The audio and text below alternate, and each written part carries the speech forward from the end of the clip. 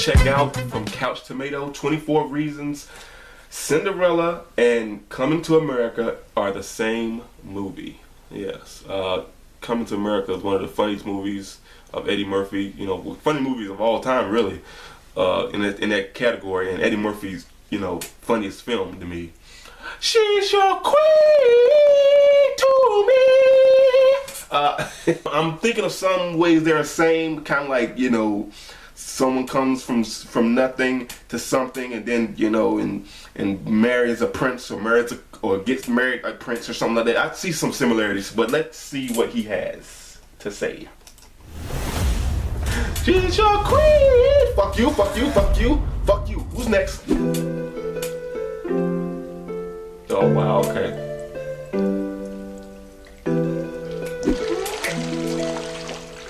The royal penis is clean, Your Highness.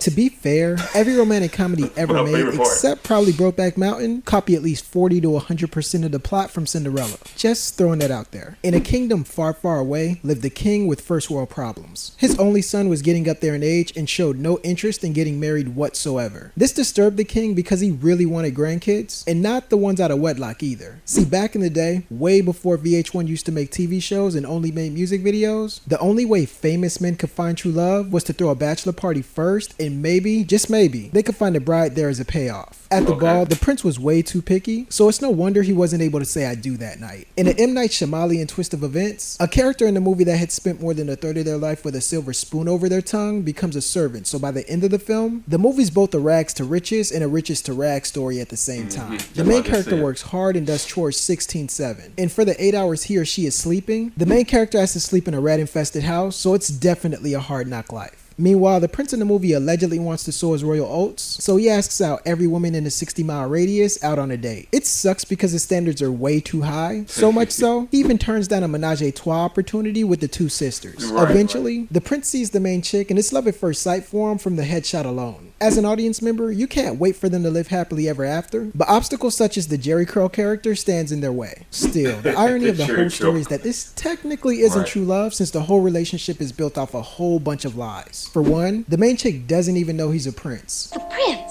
I haven't met the prince. A prince? And secondly, one of the lovebirds changes up their wardrobe to make it seem like they're a member of a different social class. So that's kind of awkward. See, lying is a big no-no in serious relationships. An expert once said, never lie, steal, cheat, or drink. But if you must lie, lie in the arms of the one that you love. Side note, that movie copied off of Cinderella too. But anyways, everything happens so fast and the girl runs a 4 flat away from the prince. This is the part when the parents have to get involved. The king is informed that his son is madly in love with the female lead. This leads to the royal entourage paying a visit to the girl's house. There, the girl's parent Googles the family's net worth and sees dollar signs and gets very gold diggery.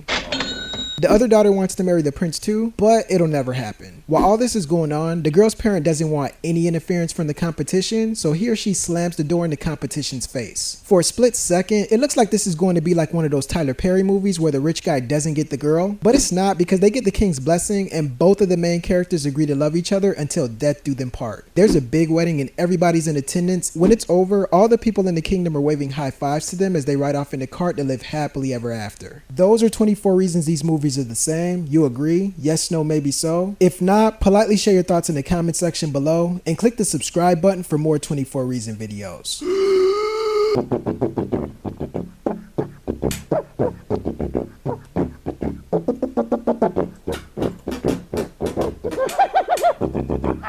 Best elevator music I've ever heard. The similarities I can see, there are a whole lot more than I thought of. Like I said, Coming to America, one of the funny movies of all time.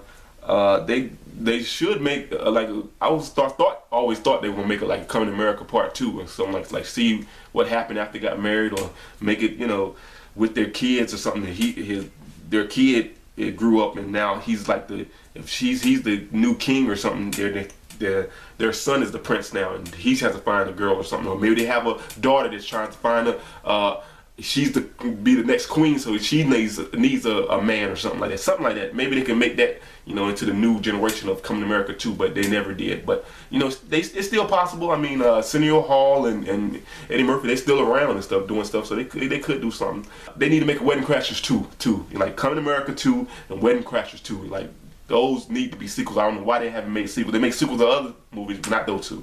But yeah, if you haven't subscribed to Couch Tomato, subscribe to him, subscribe to us at Deadpool Party. If you like my reaction, hit the like button, comment, subscribe, and share. Help us on our journey to 10,000 subscribers. Until the next video, I'm out.